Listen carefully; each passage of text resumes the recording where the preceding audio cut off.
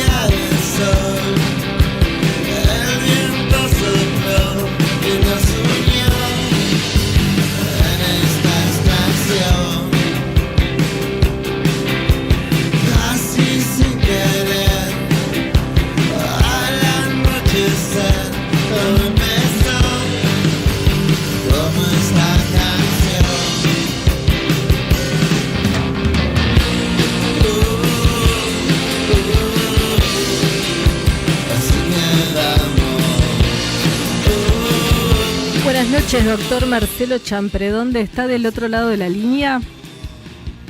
Buenas noches, ¿cómo va? ¿Cómo le va, señora? Muy bien, muchas gracias por atendernos nuevamente en este programa en el que estamos hablando sobre el asado. Y la vez anterior que te hicimos nota, nos prometiste que te podíamos llamar para consultarte sobre este tema también. Pero todo lo que quieran. Bueno, no sé, contanos, por ejemplo, ¿cómo elegimos buenos cortes de carne? A ver. Primero, un buen corte de carne depende cómo se lo va a hacer. Cada uno tiene sus gustos. Y tenés también dos variantes, que son las carnes que vienen de campo, carne a pasto, y las carnes de feedlot. Y eso cambia un poco. Acá teníamos una discusión con ese tema. A ver, adelante con la discusión, adelante. Y acá los chicos dicen que no hay manera de diferenciarlo, que el carnicero te vende gato por liebre, y yo les digo que no. A ver, es cierto que a simple vista no es fácil, o sea, que es casi imposible a simple vista, a no ser que la grasa sea amarilla, entonces uno sabe que viene de pasto. ¿Por qué? Porque la grasa amarilla son carotenos que provienen de las leguminosas, como la alfalfa. Ah, buen Entonces, tip. si la grasa es más vale amarilla, si es más vale amarilla, y si el animal es joven, porque a veces, como se van acumulando, la gente piensa que la grasa amarilla podría ser de una vaca, porque se fue acumulando en el tiempo, y parece que puede ser un animal que no es joven. Ajá. Pero puede ser un animal joven a pasto. Ajá. De todos modos, hay algo que es estudiado a nivel internacional, que hay gran incertidumbre cuando uno elige un corte de carne.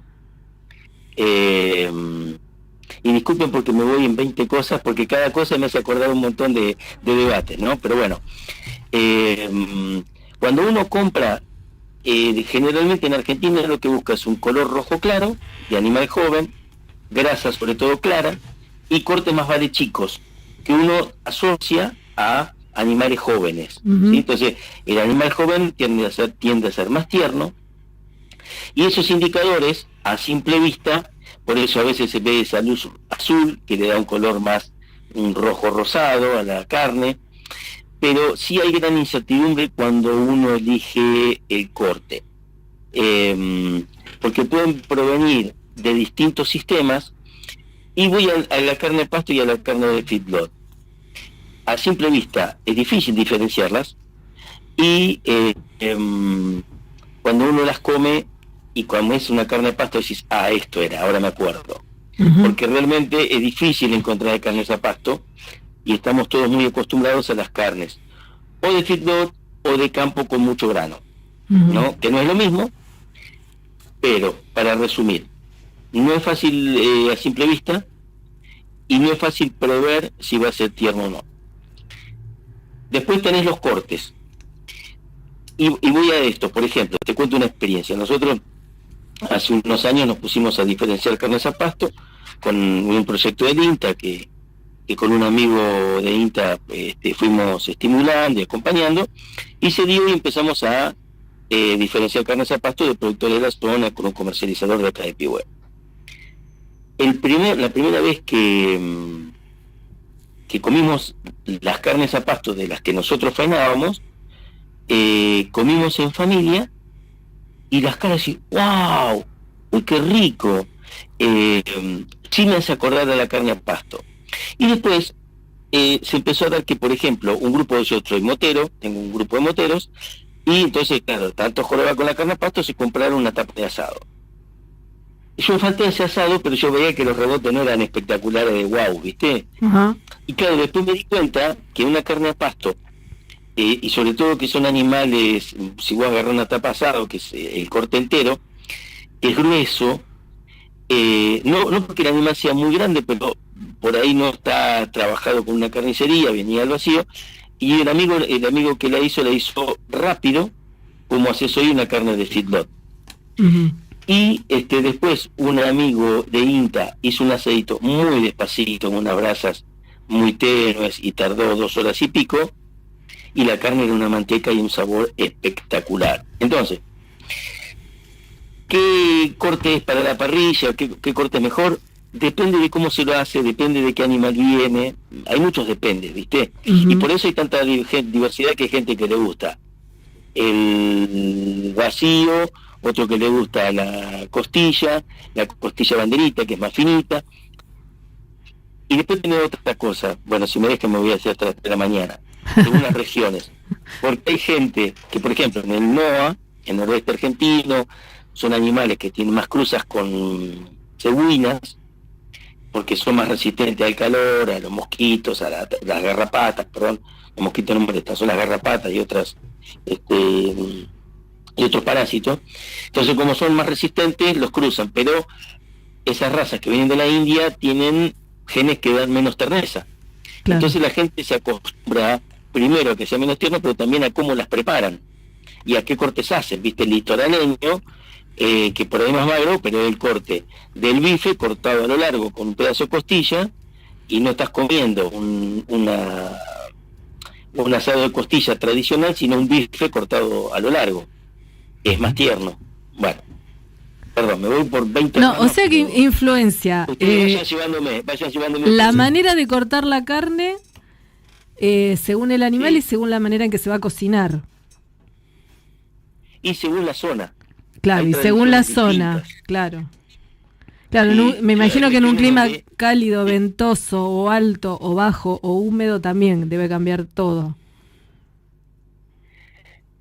cambia, a ver, lo que cambia es, por un lado, la genética que se adapta a la zona y la calidad de los pastos para engordar. Entonces, si son animales que hay zonas que hay mucho pasto, pero no son tan nutritivos, entonces el animal tarda más en engordarse, o hay tradición de comer animales más grandes.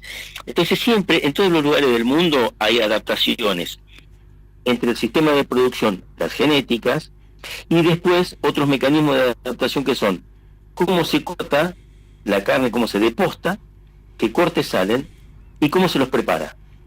Vos vas a ver que en zonas donde hay carnes más valeduras hay mucha tradición de hervir, o puchero, o el tallín, por ejemplo, en los países árabes. Bueno, hay formas, o que en Francia se dice, de carnes de brie o de hervir, ¿no? Entonces el hervido muy prolongado tierniza. ¿Sí? Entonces vos tenés distintos mecanismos que hacen que la gente termina comiendo lo que hay, o sea, primero adaptando los sistemas de producción a las condiciones locales, las genéticas a los sistemas, y después la forma de cortar y de preparar para las carnes que se logran. ¿Sí? ¿Y en qué región de Argentina se puede comer el mejor asado?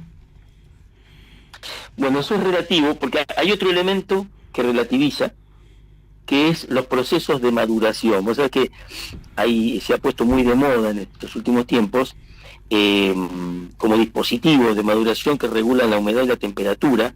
Entonces las carnes se pueden madurar 20 días, 30 días, 40 días y mucho más también. Y se hacen como una capa de hongos por fuera, y la carne por dentro va madurando y se van concentrando los sabores. Entonces, por ahí, yo me acuerdo cuando yo hice el postdoctorado en Francia, los tipos, o sea, a mí me parecían aberrantes esas vacas, unas vacas muy flacas, en condiciones bastante marginales de producción, y un carnicero me dice, no, pero una vieja vaca corsa, bien gorda, es riquísima. Y yo digo, estos tipos no saben lo que es la carne.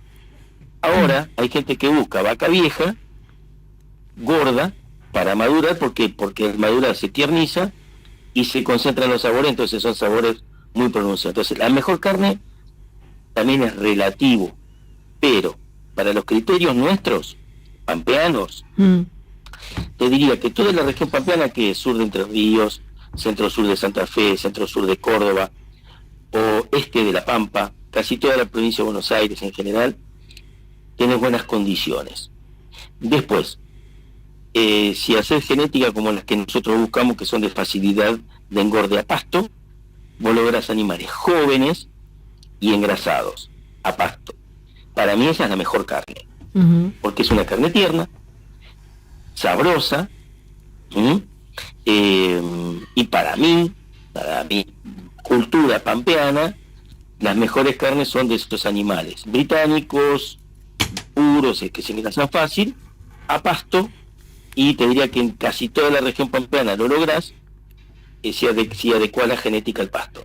Menos, o sea, lo que es un poco relativo es toda la cuenca del Salado, que va Rauch, Ayacucho, hasta Azulo, La Barría, hasta La Prida, que es toda una depresión donde los pastos suelen ser más para la vaca de cría, y te diría que en zonas como la nuestra, y la zona tradicional de engorde muy conocida, que se llama el oeste arenoso, o era, es la zona que es Saliqueló, Tres Lomas, son zonas arenosas, muy pastosas, históricamente de engorde.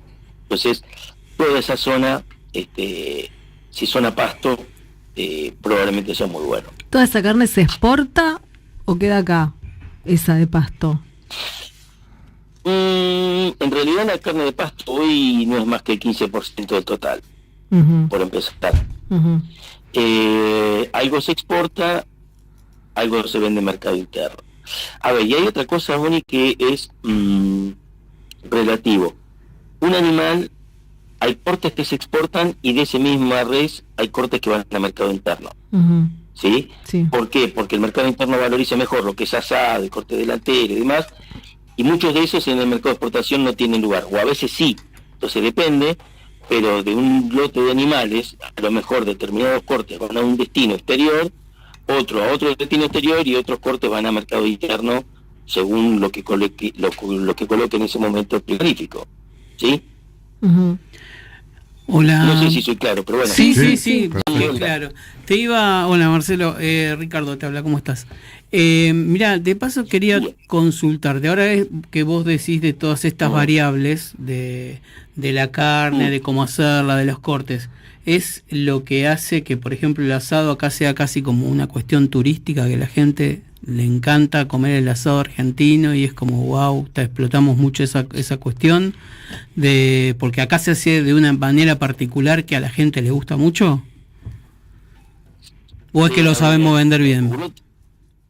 Yo sé que a ustedes les gusta la historia, así que recorramos junto la historia.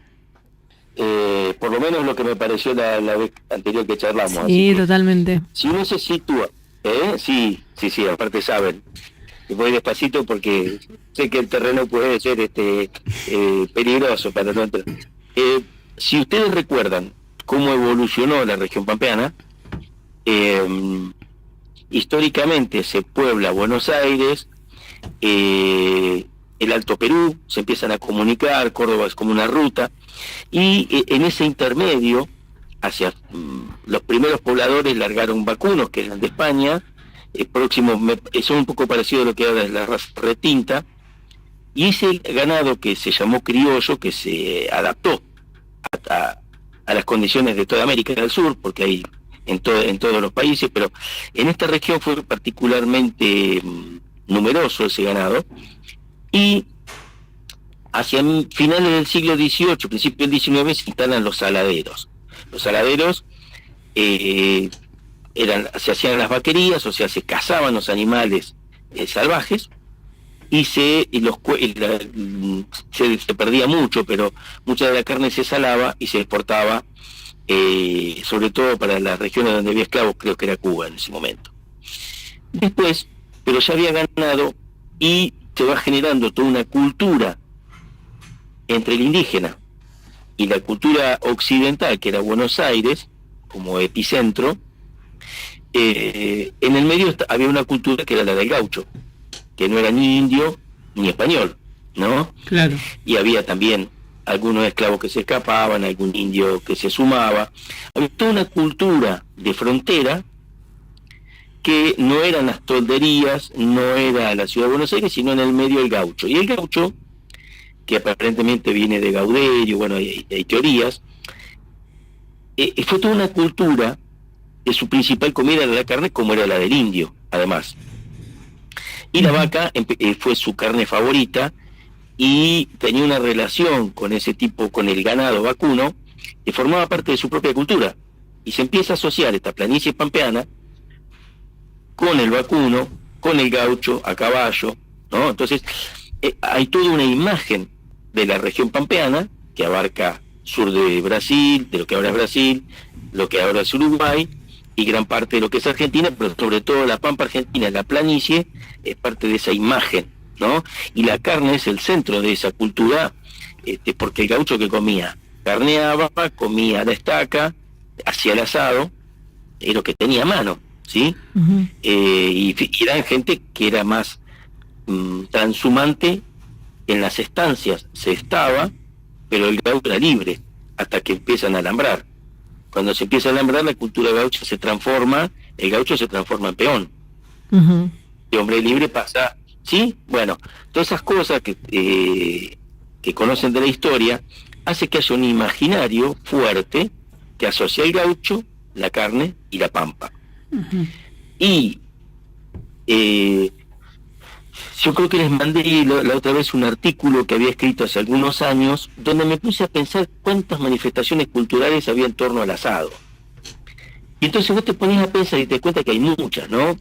El domingo, en familia, el asado se come primero entre amigos y familia, por un lado. Es reunión, ¿no? Es un poco como el mate. Claro. Pero también es arquitectura. Una casa sin parrillera es casa, ¿no? Claro.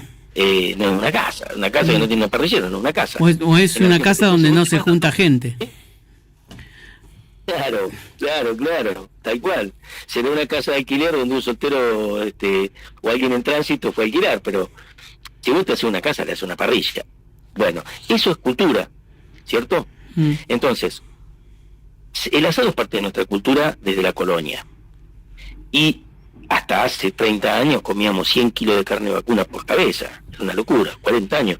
Era mucho. Hoy estamos en 45, que se parece más a cifras de otros países, pero antes era carne y carne, ¿no? Claro. Entonces, es parte de nuestra cultura. Y hay otra cosa que es la reputación de la carne de la pampa. Y esa reputación se construyó exportando justamente a Europa. Y se construyó criando las razas que eran de Escocia y de Inglaterra, que eran la Aberdeen Angus, primero entró la Shorthorn, que es cuernos cortos, que era la raza que nuestro abuelo Champredón crió después de tener ovejas, que eran coloradas. Esa fue la primera raza que entró en América, en la Pampa, digamos, a finales del siglo XIX. Y después entraron la Hereford y la Aberdeen Angus, las negras. Esas razas hoy tienen una reputación muy alta en todo el mundo, porque son animales que se engrasan fácilmente y producen carnes tiernas. Uh-huh. Y se logra eso a pasto. Las razas del continente europeo son razas más musculosas, que siempre fueron de trabajo, te dan cortes más grandotes, pero más magros, y la carne, para que tenga gusto, tiene que tener un marmoreo de grasa. Uh-huh. ¿Sí? Claro. Bueno, no sé si respondí, pero se construye, por un lado es cultura, es nuestro, y por otro lado se construye una imagen por las calidades de las carnes exportadas. Claro. Y que nos morfamos nosotros también. Las mejores carnes las comemos nosotros más que exportarlas. Hay un mito que exportamos lo mejor y para mí nos comemos lo mejor. Claro. Bueno, esos serán debates también. Claro, por ahí es lo mejor, exportamos lo mejor para los que nos compran, pero no para nosotros, los cortes. Claro, exacto. Uh-huh. Sí, exacto. Sí, o pueden ser tan buenos para ellos como para nosotros, pero lo que queda acá igual es bueno. Claro. Y bueno, por ahí un poco sacándote un poco de lo técnico, pero yendo a tu conocimiento más de barrio, más de tu parrilla. ¿Ponés verdura en la parrilla o no? ¿Por qué de lo que estamos hablando? Se alimenta la polémica desde ahí. Bueno, mirá, a todos, todos, sobre todo cuando nos ponemos grandecitos, las evoluciones sociales nos van costando, en general, ¿no? Es a toda generación le cuesta entender a sus hijos, es así. Pero vos fíjate esto, sí nos estoy tratando a todos nosotros un poquito de gente mayor, pero además, vos fíjate lo que era la parrilla cuando nosotros éramos chicos, vamos a poner los 70, ¿qué se ponía en la parrilla cuando éramos chicos nosotros? Y se ponían ¿cómo dice? Las achuras y se ponían cortes, no sé, de vacío, de asado. Parrilla. Sí. Las achuras sí venía algo del frigorífico, porque sí. Las achuras no eran baratas, pero ponele, en el barrio no se comía achura, era cuando venía Hugo del frigorífico. Yo comía mollejitas de... Sí, ya sé, porque tu viejo es la misma que comía yo cuando venía tu viejo a Pibue, pero bueno, en Pibue no era tan frecuente en esa época la molleja. Pero sí había carne, como ustedes dicen, chinchulín, sí la molleja, bah. Pero vos no le ponías cerdo en aquella época, no era tan frecuente. No. Bien, un poco de pollo podía ser. Sí. La carne vacuna sí o sí, y pollo podía ser. O algún domingo un pollito a la parrilla. Bien. Fue evolucionando. Fue evolucionando porque entró los cortecitos de cerdo. ¿Pero por qué? Porque evolucionó el sistema de producción y los costos. Pasó a ser más barata la carne de cerdo. Claro. El criadero. Entonces, fue evolucionando las carnes que le tiraba a la parrilla y los cortes. Después se ponía hoy, por ejemplo, ¿cómo se llama? La entraña. Antes no sabían a quién vendérsela y ahora es un corte carísimo. Claro. Entonces, mismo los cortes van cambiando de estatus. Sí. Y en cómo se los hace. Y otra cosa, al pasar del pasto al feedlot, muchos más cortes pasaron a ser de parrilla porque en general más parte de la res pasa a ser tierna. Y después la otra modificación es empezar a ponerles verduras, ¿sí? Yo la verdad que me gustaría, pero soy bastante nulo por mi forma de hacer el asado. No me molesta. Ya un asado solo de verdura, como le escuché una vez un actor, bueno, no es mi cultura. Vamos a decirlo así. Porque acá tenemos un fundamentalista de que dice que ya es un crimen poner verdura en la parrilla, así que queríamos saber tu postura. Bueno, pero o tu pastura. Son cuestiones morales, ¿viste? Cada uno acepta lo que acepta. Mi postura es, a mí me gusta que la sabe hacer, pone un poquito de cebolla, un poquito de morrón, yo qué sé, y después lo mezcla un poquito con la carne, está bueno. Pero bueno, ya te digo, yo hago el asado y me cuesta porque que la cebolla la pongo lejos, que la pongo cerca, que la pongo en una brasa y la quemo, bueno, me termina frustrando. Exactamente. Es otra especialidad, claro, es otra especialidad. Sí, claro, o sea que Carlos, lo tuyo no es por fundamentalismo, sino por ignorancia de cómo hacerlo nomás. No va a faltar mucho que sea limitantes cognitivas, por limitantes técnicas. Claro. No va a faltar mucho que venga el parrillero de verdura, una especialidad que va a ser. Bueno, pero, sí. Que puede ser. Yo, viste, cuando algo no te sale y a otro le sale bien, entonces uno admira. Ahora, soy menos admirador cuando no ponen un pedacito de carne, eso ya me parece que no es parrillada, pero la parrilla, qué sé yo. Marcelo, vos nombraste algunos cortes que hay en el norte. Yo por mi familia es de San Juan y cuando voy aparece un corte que acá no se da, o tengo entendido que no se da, que es la punta de espalda. ¿Lo viste nombrar? A la miércoles. No. Riquísimo. Sí, allá están todos con la punta de espalda. Punta de espalda, porque punta de espalda tenés dos puntas en la espalda, tenés adelante y tenés atrás. Sí. Pero esto creo que es la de atrás. No tengo ni idea. Porque adelante tenés lo que es la aguja, ¿no? Es la parte de adelante. Claro. Que en el cerdo es la bondiola, ese corte en el cogote. Y atrás tenés lo que es la cola de cuadril, que vendría a ser la picaña brasilera. Claro, yo si no recuerdo mal, eso. Es un equivalente. Claro, si no recuerdo mal cuando compramos, porque fuimos juntos ahí a San Luis, compramos punta de espalda, es como un corte triangular. Sí, creo que sí. Después es cola de cuadril. Sí. Es muy rico también. Es un corte muy rico, sí. Y después en España, acá me cargan, porque comí y me gustó rabo de toro, que es algo muy típico de allá. Sí, pero el tema es cómo lo cocinan, ¿no? Yo creo... ¿Y a la parrilla? No, era hervido, me parece. Sí, claro, por eso. Volvemos a lo de hoy, ¿viste? Hay cortes que son de hervir, otros de plancha, y porque yo lo sabía en francés, mío, de plancha son tres tipos. Bueno, me voy a quedar en 2 porque entonces no me lo acuerdo. Y siempre es mejor ir haciendo la carne despacio, ¿no? No nada arrebatando la parrilla. Bueno, a mí me gusta hacer el asado despacio. Intuyo que va a salir tierno. Por ahí no es así. Sí, a mí me gusta el asado lento por 2 motivos, porque son 1 o 2 vasos más de vino. Ese te iba a decir. Y por otro lado, es más probable que sea tierno, exacto. Hecho despacio. Ahora, hay toda una teoría del sellar la superficie, que es el golpe de calor fuerte para sellar la superficie para que no pierda jugo. Claro. Entonces yo ya me pierdo, ¿viste? Por eso a la plancha, entonces le pegan una sellada por fuera y después lo hacen despacito. No, eso lo hago cuando hago el disco. Hago eso, de sellar ahí el corte. Claro. Y después... ¿Y la sal? Claro. ¿En qué momento? Sí.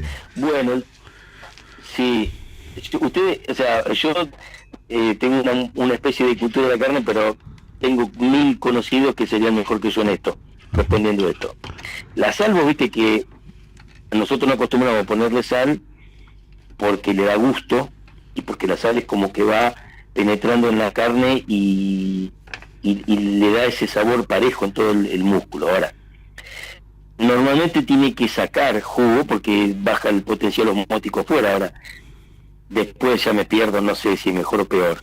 Yo me acuerdo que una tía de mi mamá ponía el bife de un lado y le ponía la sal cuando lo daba vuelta para que pierda menos jugo. O sea que en la sapiencia de mi familia y del barrio, la sal iría cuando da vuelta al bife. Ahora en la carne nosotros la ponemos cuando recién la pones. Mi viejo esperaba a que saque el jugo por arriba y ahí le echaba sal. Sí. Ah, mira, esa no me la acuerdo, porque yo te decía la vez pasada que yo el asado lo aprendí a hacer de tu papá. Pero esto era en la plancha de casa, no sé en el asado. Nunca me fijé en la parrilla. En la plancha, sí, en la plancha, claro, sí. En la plancha sí. Sí, es distinto. Está muy bien. Bien, ahí tenés a la plancha, a las brasas y hervido. Esas son las 3 formas de hacer. Claro. Bien. Y el asador... Viste que son cortes distintos y... ¿Cómo? El asador, viste que en el sur, sobre todo para el cordero, y eso se usa mucho, el asador.